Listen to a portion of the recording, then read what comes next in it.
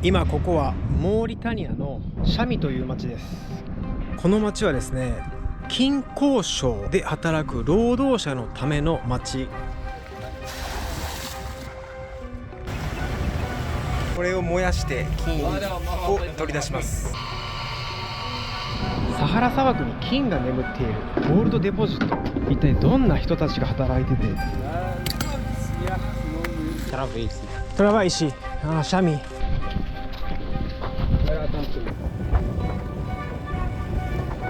サラムアレイコン。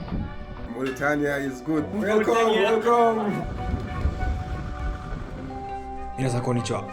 ここはモーリタニアシャミという町です。金鉱省ゴールドデポジットっていうね、金が砂漠の中に埋まっている、それで労働者がたくさん集まってできた町なんですけど、今から金鉱省行きます。どんななんでしょうか。小餅食べれ？ババ。あ、ババ。ババ。ババ。はい。朝日。アーションティーババ。暑いっすね、とにかく。今3月6日、ラマダン真っ只中です。日中は皆さん飲まず食わずなんで、現場でもどんな風に働いているのか気になるところですけど、このガソリンスタンドから車に乗って現場に行くみたい。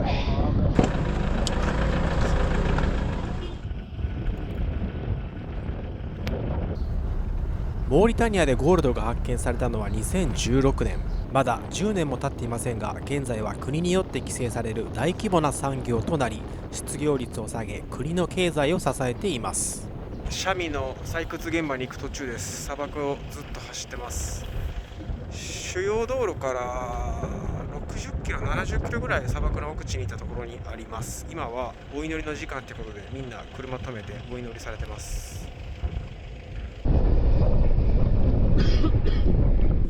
採掘現場は思ったより広大で、常に1000人以上が働いており、近隣諸国からの出稼ぎ労働者も多く集まっています。シャミの採掘現場着きました。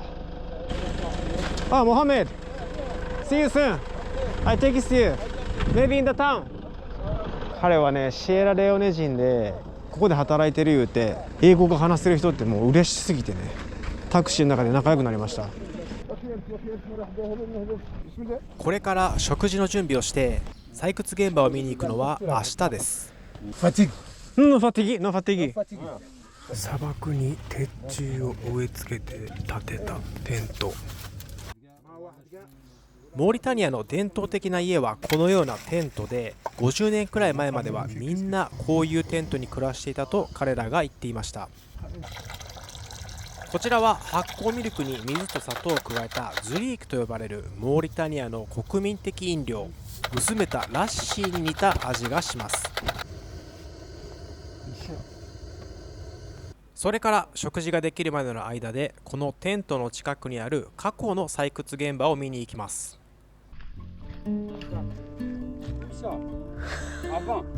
あ、フィニフィニ。あ、セフィニ。うわ、深っ。おさあ、60 メートル。60メートル。深い。うわ。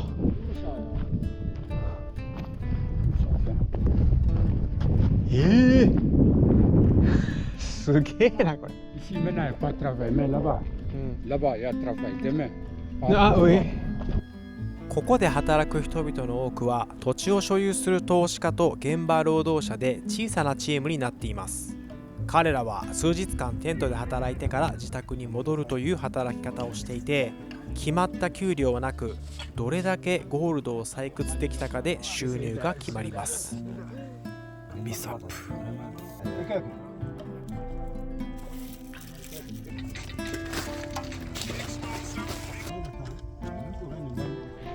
晩ご飯食べまして、もう一回ご飯があるんですけど、今何時だ？今10時ですね。なんかね、この採掘現場に Wi-Fi がある言うて、スターリンクや言うて、今そっちの方に行きます。そこに光が出てるところ、あそこが中心街って、ハヌートここにもハヌート商店があります。こういうところで水とか野菜とか牛乳とかそういうのを買いますね。はい、ということでシシャミのキャピタルというところですね。一番この辺が街灯いっぱいあります。インターネットカフェ。通常インターネットは地上にある基地局によって利用できるようになるものですが、スターリンクは宇宙にある人工衛星からの電波を使い、基地局がない場所でも地球上どこからでもインターネットの利用を可能にしたサービスです。なるほどな。ああやってバウチャーというかインターネットのパスワードを買うんですね。すごいな、そんなものまであるんだな。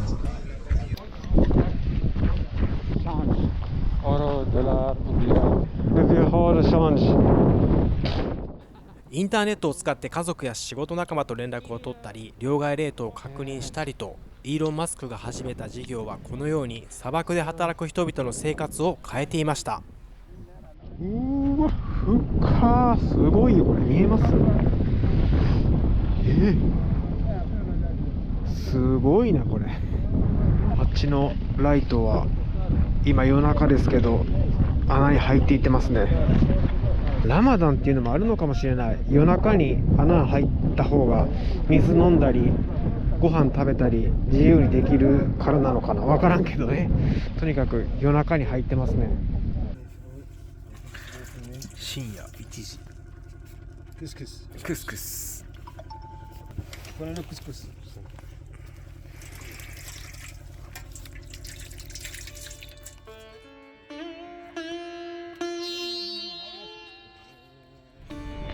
OK。おはようございます。朝9時半です。ここはシャミのゴールドデポジットです。いろいろ見ていくということで、どんなんか楽しみです。ちなみに昨日深夜1時ぐらいにクスクス食べたんですよ。モーリタニアクスクスってやつ。あれがね、ものすごい砂漠の味がして、噛むたびに砂のジョリジョリが感じられ、強烈な記憶に残ってます。周辺には5つの採掘場があるように見えます。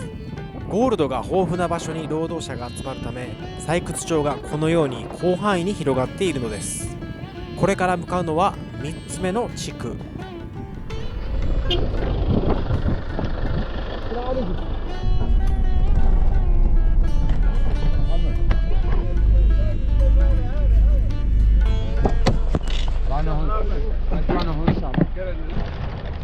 Outro shows.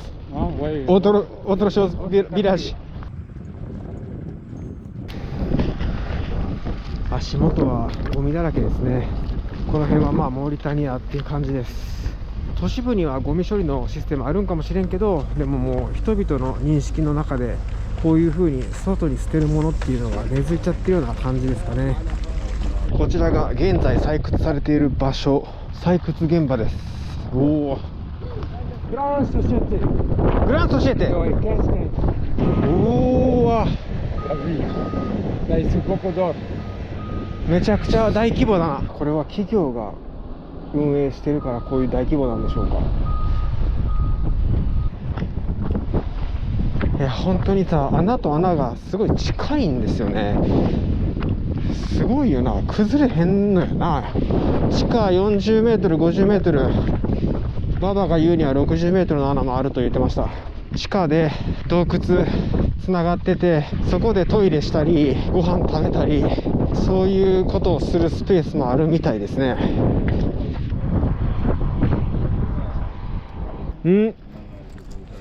これ何なんでしょうか。友達のテント。サラムアレイク。Ça c'est mes amis. OK. كيف حالك؟ ما شاء الله. أنا بخير. ما شاء الله. الحمد لله. شكرا. Ça, il rentre en bas. Il amène or.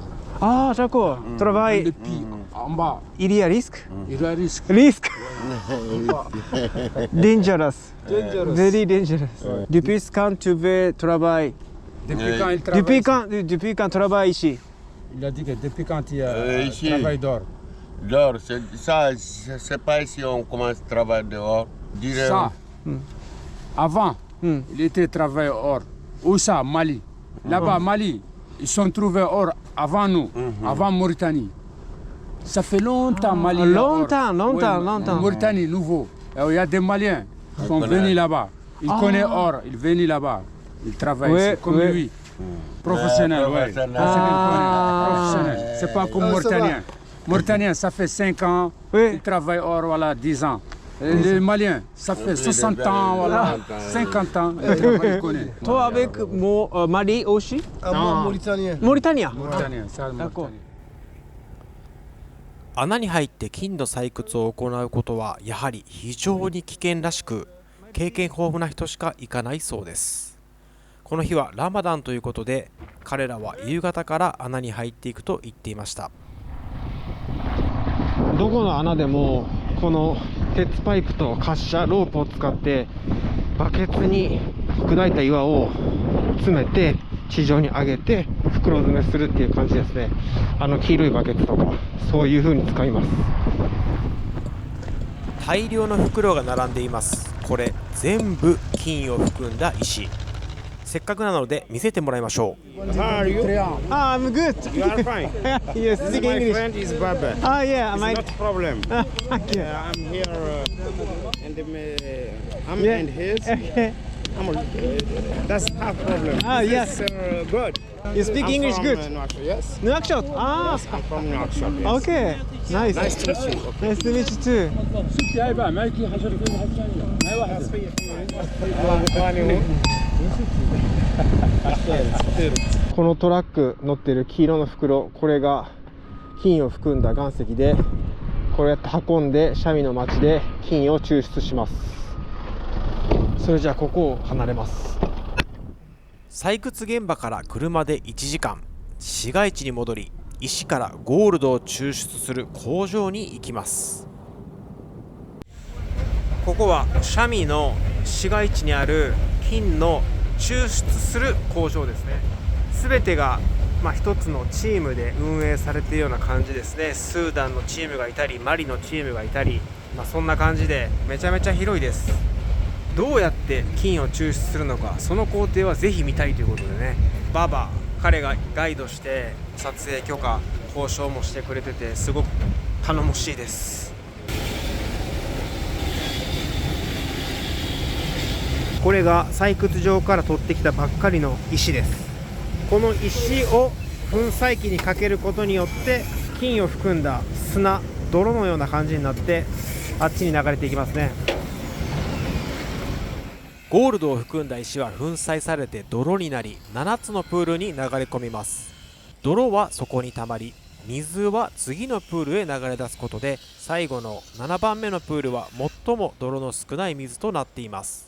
7番目のプールの水をポンプで吸い上げ、粉砕機につなげることで、砂漠では貴重な水を再利用することもできています。ではこの中でどうすればターゲットのゴールドを抽出できるのでしょうか。うわー、シルバーのボールみたいなのがたくさん見えます。実はこれ水銀です。水銀はゴールドに反応する性質を持っていて、水には溶けず沈殿するため、粉砕機で石が砕かれた時にゴールドと水銀のアマルガムと呼ばれる合金が生成されます。次はこの泥からアマルガムだけを取り出す工程です。シルバーのつぶつぶがありますね。水銀が金と反応してます。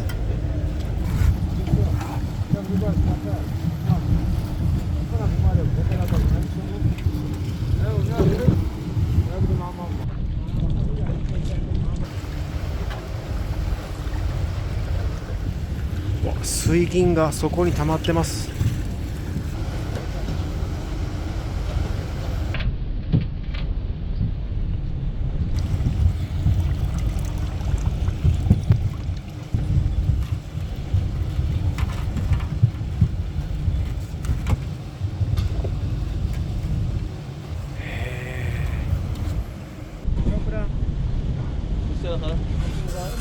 水銀と金の合金アマルガム、これを燃やして金を取り出します。金属を当ててバーナーで加熱することで、表面の水銀が気化してゴールドが見えてきます。これが最も多く水銀蒸気が発生するタイミング。正直マスクなしでやる作業ではありません。次は小さな石の粉など不純物を取り除きます。放射というスライム作りや掃除、陶芸などに使われる白い粉をのせ、弱火で加熱して放射が溶け始めるとゴールドにまとわりつくことで表面の汚れを吸い取ってくれます。そして一気に強火にすることでゴールドが柔らかくなり、不純物を放射の中に閉じ込めnaがら純度の高いゴールドを中央に凝縮していきます。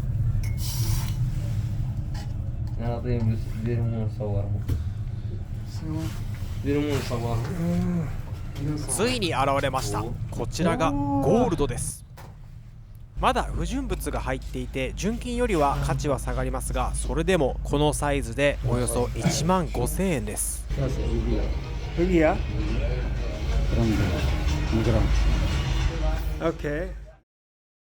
このバケツ1杯で 2g から 5g の金が取れるということですかね。すごいね。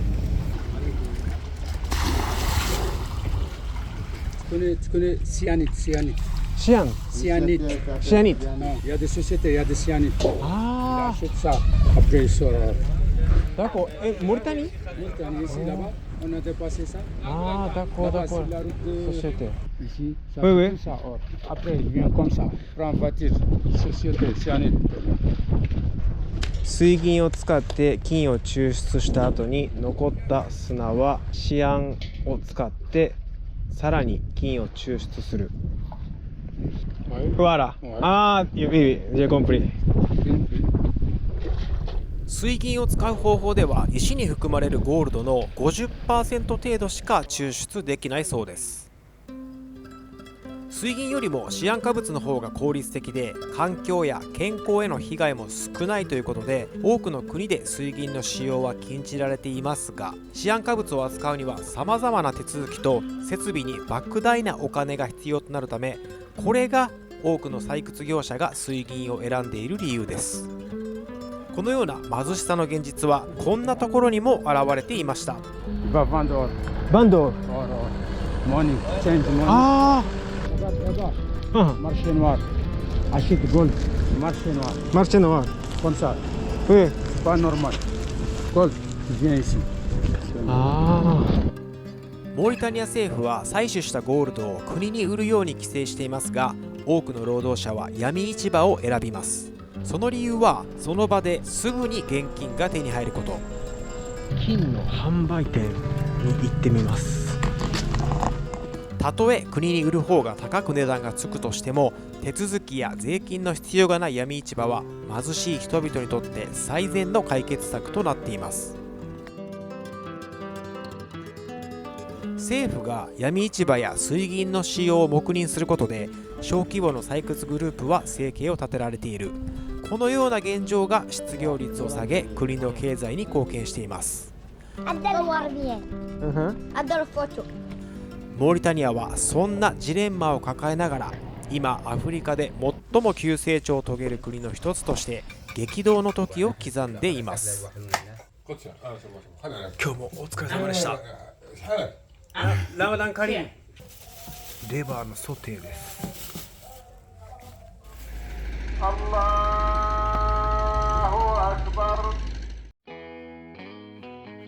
はい、ということでモーリタニアシャニ金鉱礁でした。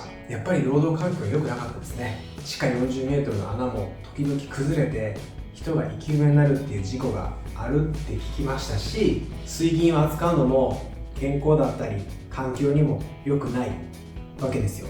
これが溜まっていったらもうここに人が住めない環境になるんじゃないかなとかも想像したんですけど、まあね、そんなことを気にしてられない状況だと思います。皆さん生活で必死で家族や大切な人を守るために稼ぐためにここに集まってるっていう感じで、その熱気をねめちゃめちゃ感じましたね。まあとにかく金を採掘する現場っていうのは普通は国だったり大企業がその利権を持ってるんで、部外者立ち入り禁止っていうのはもう絶対なんですよ。それが今回こうやって、モーリタニアっていう国だからなのか入ることができて、貴重な映像をシェアできてよかったなと思います。皆さんは何を思いましたか？よかったらコメントで教えてください。ということで今日の動画は以上です。ご視聴ありがとうございました。チャンネル登録、高評価もよろしくお願いします。それではまた次の動画で会いましょう。さよなら。